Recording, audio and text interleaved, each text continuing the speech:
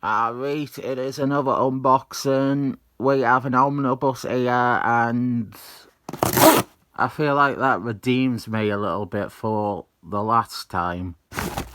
It is Amazing Spider-Man by David Miscellaneous and Martin Bagels. I love the cover here, Martin Bagels, with some junior senior inks.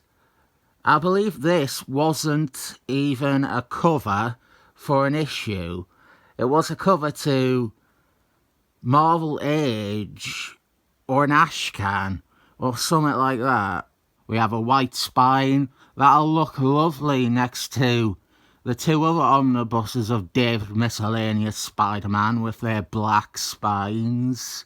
Our contents are Amazing Spider-Man 351 through to 375, as well as 2 annuals and some other annuals, and then a New Warriors annual. Underneath we have a picture of Spider-Man swinging on a web by Martin Bagels. Now, I have read all these comics before, but I will be hard-pressed to remember much of anything. Our first issue is Amazing Spider-Man Annual 25 from 1991. This is part of an annual crossover which mixes together completely inappropriate villains. Before we get to that, there is some sexy Mary James. Oh, I'd love to have it off with Mary James, wouldn't you? Right, our 3 villains are Kingpin Man, Casper, and Ultron. I do not like this at all. It's a bad use of Ultron. That's what I don't like about it. Ultron should be a threat unto himself. He is something that the Avengers have troubles dealing with. Having him be a Spider-Man bad guy for a crossover in the annuals and have him put at the same level as Kingpin Man and Casper, I just don't like it. It is too demeaning for Ultron. Ultron would just incinerate Kingpin Man. He doesn't see any difference between us. We are all just fleshy, inferior life forms, probably trying to justify Ultron. We have Black Panther, and then Iron Man. It's the 90s, so of course Venom appears. We have a B story with Sybil Savile, Sandman. This was not that long after he had left the Avengers. Some more Venom. Our first proper issue is 351, guest star and Black Star. Considering how much I hate the Excellent Men, can we get more of these made? Can they just kill all the muties? Except for Emma Frostys. Kill all the rest. There is a lot of New Warriors presence in this omnibus. What happened was, I might have my dates off a bit. This might be before that. But Major Victory has to leave the New Warriors. He has to go to prison for manslaughter. And the team are a bit demoralised by that. Major Victory was like the enthusiastic one that inspired them as a team. And without him, they're kind of at a loss. Well, Spider-Man becomes their rebound. He fills that gap for a time. He is the hero that they all look up to. He is someone Major Victory would probably worship. And now, he is hanging out with them, and working with them, and encouraging them. I'm saying all this now. I know later on there is a cover that would go great with what I am saying. This won't be it for the New Warriors either. We have another story with some of the New Warriors. We had this reprinted in the Moon Man by Chuck Dickens Omnibus. It wraps up a subplot from Moon Man, his sidekick, Midnight. This is one of those on sale twice a month summer story arcs. We have Black Star, Knife Splasher. This is Moon Man's sidekick here, Midnight. I must have missed these pages when I was unboxing the Moon Man one. I remember there wasn't a good page of his sidekick to show it. Oh, I know what it might have been. Different spread layout in the Moon Man Omnibus. Let's check. No, it's the exact same, I just must have missed it. Midnight is an unwanted sidekick. If I remember, he gets left behind on one mission and then is transformed into a cyborg, and he hates Moon Man now for abandoning him.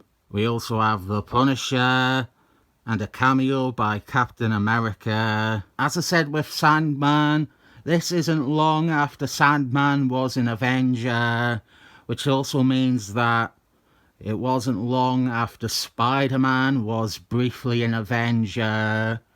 And here, he uses his Avengers credentials to get in contact with Moon Man. Here is Black Star fighting Midnight.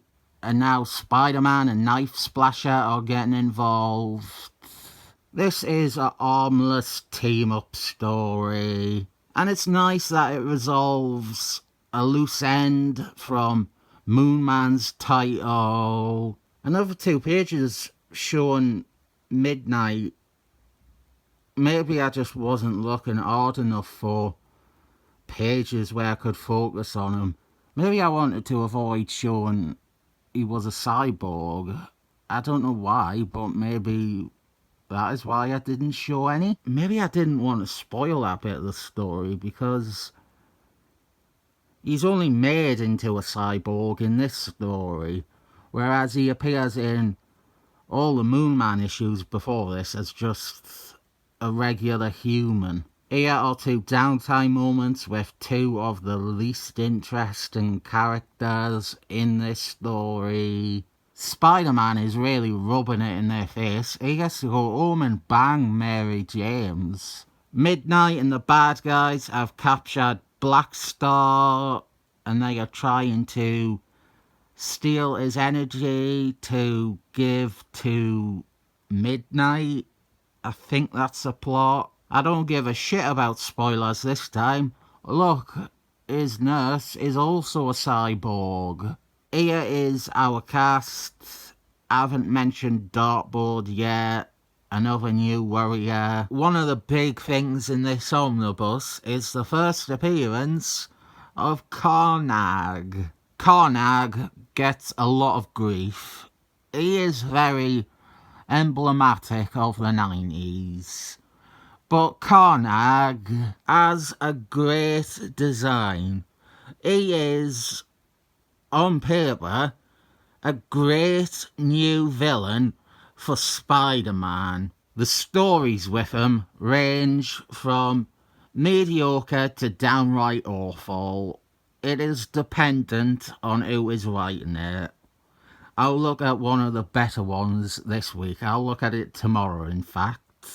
Karnag is the symbiote offspring of Venom, bonded to a serial killer. Karnag quickly becomes a vessel for 90s extremity. What works about Karnag is he is creepy in a way that most Spider-Man villains are not.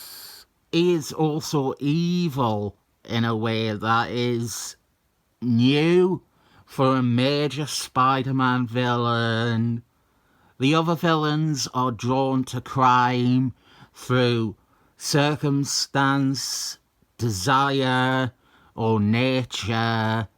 But Karnag is someone who is... He was someone who was unbelievably evil before he even got powers. He is a diabolical serial killer. He is psychopathic.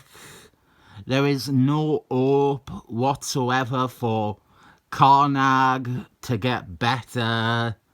He is the first Spider-Man villain who Spider-Man can't hope to treat. Spider-Man is never going to be able to help Karnag. He's never going to be able to appeal to him. He cannot reason with him. He only has to deal with him. What I don't like about his first story, it's okay. It's completely fine. It is a decent introduction to a new character.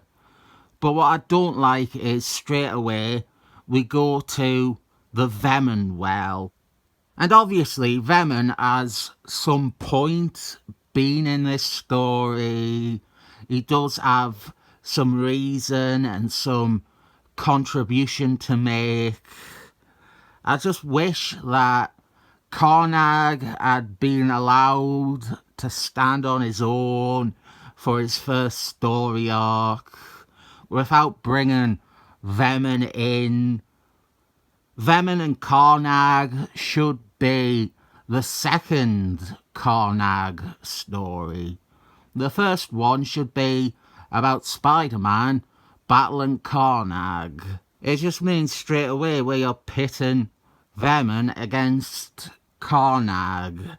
And Karnag quickly morphs into a Venom enemy instead of a Spider-Man enemy.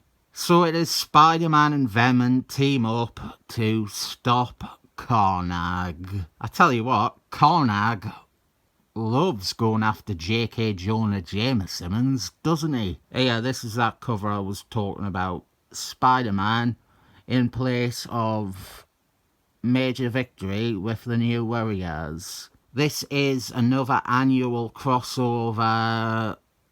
This is also already available in an omnibus. New Warriors Volume 1. Long story short, Spider-Man and the New Warriors team up against Egyptian Thanius. Oh yeah, we also have a who's who of future Thunderbals members working under Egyptian Thanius. We have Speed McGee. I'm sure Captain Boomerang is there as well, but he's not pictured on this page. I'm sure Mark, whose real name is Abe, I'm sure he was in it as well. I mean, what do you expect? It's Fabio Nicieza writing. Of course, it's filled with future Thunderbals members. It's fine. Not much of a Spider-Man story. Always feels more like a New Warriors story. If I remember, it is Speedy Bowles who saves the day. Back to regular issues, we have another future Thunderbals character. Shockster, or Paralyzer. I think I have called him both those names before. Oh god, yeah, the parents, Peter Parker's parents, they show up alive. And there'll be no payoff to this story in this omnibus. Controversially, I like the plot we get with the parents. It wasn't planned. That is why David Miscellaneous eventually leaves the book, because this parents' plotline was going nowhere, and the editor was telling him to just keep doing it. So even though there wasn't really any idea going in, I think what we get out of this plotline is decent enough. I won't talk about it too much in this because I'm not going to spoil what's in the next volume of this omnibus. It's the 30th anniversary of Spider-Man. He is celebrating 30 years with Lizard Man. I spent my 30th birthday making a video for you about Captain Atamant Armageddon issue 4. We have this old tired cliche of Spider-Man. Remember when Stanley Lee and Steve Dittman did this? Wasn't it great when they did it? So yeah, his parents are back, and the overall arc is that his parents aren't at all like you would expect them to be. They don't really mirror his sense of responsibility, and it's an interesting position to put Peter Parker in. I've never really talked much about David Michelinie's run on Spider-Man. I do have opinions on it, and quite strong opinions on parts of it. One thing is the team-up aspect of it. As you've seen in this omnibus, almost every story is Spider-Man teaming up with someone. The other thing is that every issue follows the same template script. I have talked about that before in some, I'm sure I have, but it's probably due another video. I mean, all this could be fuel for videos this week. I like Madame Hydra's. Felicity gets a boob Olympics costume here. This is what I had an action figure of back in the day. This costume. It came with a little metal pin, and one of her accessories was a case of money. She was too busy smooching my Spider-Man figure to ever use the money, though. Another team-up, though, technically. I don't mind it when it's Felicity. Spider-Man and Felicity are partners. They're not team-ups. This story seemed to be the one that the animated series was handed as reference points. We see a lot of stuff from this, and it is incorporated as quite major stuff in the animated series. But in the comics outside of this story, these ideas are nowhere near as prevalent as they are in the cartoon. I mean, this is as much as one of the only times we see this. Remember him from the cartoon? He was in like half the episodes. There's Venom again. Remember Venom? He's back. They made a mini-mate of this Venom look. I have it. I would get it out, but I don't know where all the parts are. It would require a lot of searching around for bits and bobs, because it also functioned as a Venom mini-mate. You could take the jacket off, you could put the Venom head on it, and it would just be a regular Venom. And I think that is how I had it. I'll go and check just to be sure. Pretty sure that is the wrong hair for it. I'll edit this in later. Remembered where his correct hair was. It is on my custom of Henry Guy Ritchie. That's right, I have made a custom Henry Guy Ritchie to go with my Avengers. So yeah, that is it. That's that Venom right there. But because it's mini-mates, you can do shit like this. Pop his head off, and then you take the jacket off. So then you can have this kind of half-transformation version of Venom. But what if you just want a regular Venom? You also have this other chest piece. Then you pop the head back on, and take off his hair, and put on that. So there you just have a regular Venom. And Henry Guy Ritchie can have his hair back. But you know, I do have another Venom. This slightly beefier version. I don't know which I prefer. The new head on the old body's probably my Venom. What are people's thoughts on Venom? I liked his first two stories. The ones with Todd McFarlane art. Everything after was rubbish. But I understand the character is kind of hit or miss with some people. Some people love it, some people hate it. For a while I thought it was good, and then it quickly became not good. By this point, Carnage was fulfilling the role that Venom was good at. I was right, it was Marvel Age, issue 114. We have got a lot of bonuses that are from Marvel Age and stuff like that, but I'm not going to show them all. I don't think they're that much interesting to a viewer. You get the overall impression from a few looks at them. I am more interested in extras like this where you get to see bits of art that were for elsewhere, like an unused cover for Amazing Spider-Man 361, which they recently coloured and used as a variant cover for summer. Wizard issue 1, and we are at the advent of the Marvel Swimsuit Special. That is a paperback they did, reprinting Carnag's first appearance. Always really liked this cover. Various recoloured pieces at a smaller size. Oh, there we go, at the bottom there. It was a variant to Absolute Carnage issue 1 in 2019. So that's this omnibus and a mini-mate that I showed. Yep, that's that. Another thing for the shelf that doesn't have any space anymore and hasn't for years. I'll give this, well, there are some decent stories in there, so I'll give it 7 thumbs up.